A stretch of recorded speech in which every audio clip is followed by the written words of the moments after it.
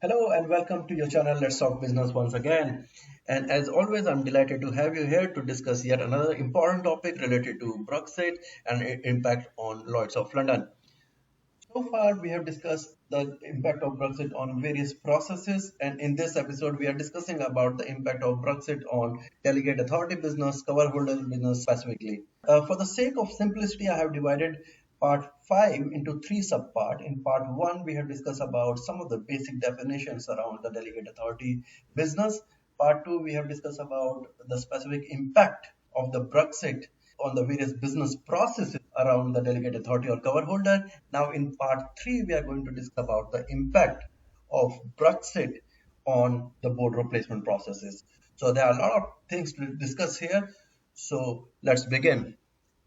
So for those who are new to my channel, I'm Ravi Shankar. I'm having more than 15 years of experience in the business analysis area, and I'm largely associated with PNC or general insurance domain. If you have any question related to this session or my previous sessions, you can reach me at my Hotmail ID, and also you can reach me at my LinkedIn ID. So without wasting much time, let's start talking business. I'm sure by this time you are aware about what are cover holders. So cover holder basically are the entities they are having a authority from the managing agent to write business on their behalf. So it's not only about underwriting the business on managing agent behalf, they are also managing their claim. So here is the formal definitions of cover holder. The cover holder are given the authority to write risk on behalf of Lloyd syndicate via the binding authority. So in order to write the business on the syndicate's behalf, they have to come into the binding authority agreements. And when it comes to the Lloyd's Brussels, so the binding authority is replaced with a cover holder appointment agreement. Now, very important part of this contractual agreement is cover holder should regularly produce report around risk, premium, claim information to the Lloyd's syndicate or Lloyd's Brussels. Now, these reports are in the form of Boudreaux following the Lloyd's cover holder reporting standards. So we will discuss about what is Boudreaux, we will discuss about what is Lloyd's cover holder reporting standards in the subsequent slide. So now, what is the benefit of producing Boudreaux? Now, some of the key benefit over here is easier to work with Lloyd's, follow standards and meeting all Lloyd's tax and regulatory requirement. Now let's have a closer look. What is this easier to work with Lloyd? So the purpose of the standard is to make it easier to work with Lloyd's market by creating a consistent request of data from cover holder and third party administrators, TPAs. Now from the Brussels point of view, the TPA is also called as a delegated claim administrators. The last but not the least is by using the Lloyd standard, all cover holders and TPAs DCS can assure that they are meeting all Lloyd's tax and regulatory requirements. Now, one of the major thing here is the market business glossary. The market business glossary provides clear guidance on the risk, premium, claim, and reference data as they are required for different region territories and can be used to identify the requirement for a particular binding authorities. For example, if the cover holder is writing different businesses in different geographies, so managing the standard is very important. So what happened when the cover holder is producing the Bordeaux, they got a lot of information in the Bordeaux. If you can see over here, you can see that they got a lot of information over here like cover holder name, cover holder PIN, UMR, agreement number, reporting period, start date, end date, section number, class of business, etc. So what is happening in order to be specific, in order to be consistent across all the cover holder, the Lloyd's is having a market business glossary. Now, this market business glossary is having all the definitions of these data elements. Now, why we have the standard definition? And the reason is very simple. So that whatever the information anybody across the globe is producing within the Bordeaux should be consistent. So everybody understands the same definition for the business element, which is getting pulled out and produced under the Bordeaux file. Now here is the example of the premium and risk Bordeaux and the claim Bordeaux. If you can see over here, the premium and risk Bordeaux is covering the cover holder name, PIN, UMR, agreement number, reporting period, start date, end date, section number, class of business, risk code, etc. Whereas if you can see over here, the claim Bordeaux is showing the insured country, the location of risk, the risk inception date, period of coverages, location of loss country, causes of loss, loss description, etc. So, and if you can see over here in the bottom, right, this Boudreaux is specific to the region. Like for Australia, there is a separate Boudreaux. Canada, there is a separate Boudreaux. For Europe and LBS written premium, there are separate Boudreaux. And same goes to the claim. So they have a separate Boudreaux for the separate reason. Now let's have a closer look and see what is there inside the Boudreaux. As I said, we have three Boudreaux over here: risk Boudreaux, premium data, and the claim data Boudreaux.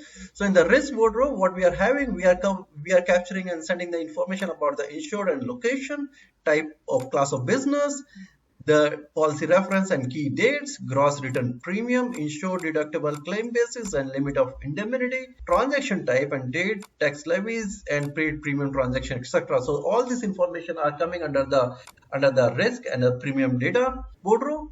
And for the claim, we are sending the TPAs or TCA and the claimant information to appear on all claim submission, location and other risk detail, cause of loss and catastrophe if involved, claim status, referral and denial, etc., indemnity and fees, etc., and the expert and other claim detail information, which need to be sent to Lloyd's in order to have a better tracking of the claim and to produce report to the corporation.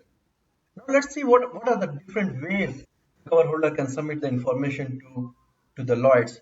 Now the cover holder here can send the information to the Lloyd's by sending the Excel sheet through a DA-set platform or by sending the Accord messages. So say for example, if the cover holder is there in the US and their system is Accord compatible, then they can send the Accord messages. By the way, the Accord is having a message type specifically for the Delegated Authority. So they can use this message to send the information. So once they send the information in the form of Accord messages or the Boudreaux, the information will come into the DA-set platform. DA-set platform is nothing but the Tide software, which is provided by a company called Styler. So I will provide the information about DA-set in the bottom of this video description. And then what will happen? The DA-set will perform the initial validations check and will send the information to the broker and the carrier for their consumption. So this is the way the Boudreaux is getting submitted from the cover holder to the ultimate broker and the carrier in London. Now let's look at the process here in the swim lane diagram. So some of the key actors here: the DA, Delegated Authority, MA, Managing Agent and Broker, DA-set platform, and LBS over here.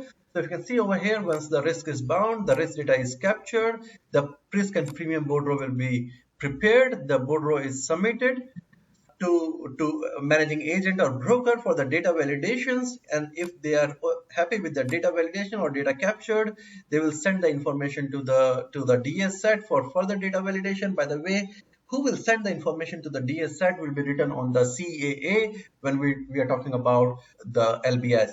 And the important thing over here is the DS set is the only way to send the information to the Lloyd's from the Lloyd's Brussels subsidiary. So they have mandate DSS to be used when it comes to the Bordeaux submission from the Lloyd's Brussels subsidiary. So once the data check is done, if there is any problem in the data, if required any clarification, they will send it back to the managing agent or broker. If the data is fine, then the data will get transformed. Now here, so if you are sending the data in the form of Boudreaux, Excel Boudreaux, the data will get converted to the GPM message with the help of SDC, structured data capture, and ultimately this GPM message will be sent to the LBS system to get consumed. Or maybe if the messages are coming via the Accord Delegated Authority standard, they will be consumed by the LBS system. And when the message is consumed successfully at the end of the month or quarter, whatever is agreed during the negotiation and whatever is written in the CA, cover holder appointment agreement, they will produce the report back to the syndicate, and syndicate will use the report and do the business reconciliation. So this is the end-to-end how the Bordeaux flows between the various parties and the various channel and the various system. Now let's have a closer look on the specific points here. So first point is about the data capture. So as I said earlier in previous presentation in this episode, that all the data which cover holders are going to send to the managing agent will be data standard version 5.2 compliant. Now the Bordeaux submission can be done by the cover holder, managing agent, or broker. It is depend who is going to do the submission, and it is clearly written on the CA that who is going to do the submission. So say for example, if managing agent want to send the submission to the DS sets, or if managing agent want to send the Bordeaux to the DS set platform, then it will be written there on the CA agreement. Now it comes to the data validation. So what happened? The DS set is having its own a unique set of questionnaires, and they will validate the data with these questions. So there is an additional check of data validation which is incorporated in the DS sets. I will provide you the link of the DS set platform. You can have a look like how the DS set is performing all this operation. So the key here is once the data is getting validated by the managing agent or broker, the DS set platform will again verify the data based on the predefined parameters. Now, once the data is getting processed into the LBS system, the LBS system will match the premium and risk Bordeaux data and perform the business validation and compare the entire set of data with the CA, which is actually agreed between the cover holder, managing agent, and the broker. So this is the additional set of data comparison or data validation, so that they will ensure that whatever data they got in the form of Boudreaux from the cover holders are 100% compatible with CA and their data standards. The process of claim submission is also almost same like the premium or risk Bordeaux submission. They will create the Bordeaux over here, and they will send the Bordeaux to the managing agent and broker, and the data will get verified and submitted to the DSSAT platform. DSSAT platform will again check the data and do the validation and send it to the LBS for their consumption. The only point here is the broker will also put the information, the claim information into the ECF system for the Lloyd's underwriter to check and approve. Now the ECF stands for Electronic Claim File System, and this is the system where the syndicates will go and see the claims and authorize the claim and agreed on the claim payment. So I'll provide the link of the ECF claim system in the bottom of this video presentation for your better understanding. Now, in order to summarize the session, let me give you some of the quick information which is highly relevant from the Brexit and the DA Delegated Authority point of view. So first thing first is the Lloyd's broker risk placement. So now the Lloyd's broker will not be able to place the business directly with the Brussels subsidiary. So all business with the Brussels subsidiary will be undertaken through outsourcing underwriting services from the Lloyd's managing agent in London. Now, the second important thing is about the cover holder approval process. So broadly, the Brussels subsidiary will follow the same process as the Lloyd cover holder is following currently, which requiring a sponsorship by the Lloyd's broker and at least one managing agent is supporting them. So the cover holder that are already approved by the Lloyds do not need to reapply for the approval when it wanted to work with the Brussels subsidiary. So their previous authorization will hold good in order to do the business with the Lloyd's Brussels subsidiary if they wish to do so. Now, all the CA policy will have to use the Brussels subsidiary specific wording, and these specific wordings will be already outlined into the cover holder appointment agreement. So whatever the wordings they are going to issue on the insurance contract will comply according to whatever they have agreed on the outsourcing agreement, and which is documented under the CAA. So when it comes to the LBS scope of business, the Brussels subsidiary will establish the UK branch and will have the authorization in UK. The UK cover holder will therefore be able to have a binding authority with the Brussels subsidiary for UK and EA risks, so that they can do the business in both the regions. So when it comes to the submission to XIS, the subsidiary template wording is mandatory and must be used. Binding authority slip must be submitted to exchanging for the quality check in all the cases. Thanks a lot for watching this presentation and stay blessed. Bye-bye.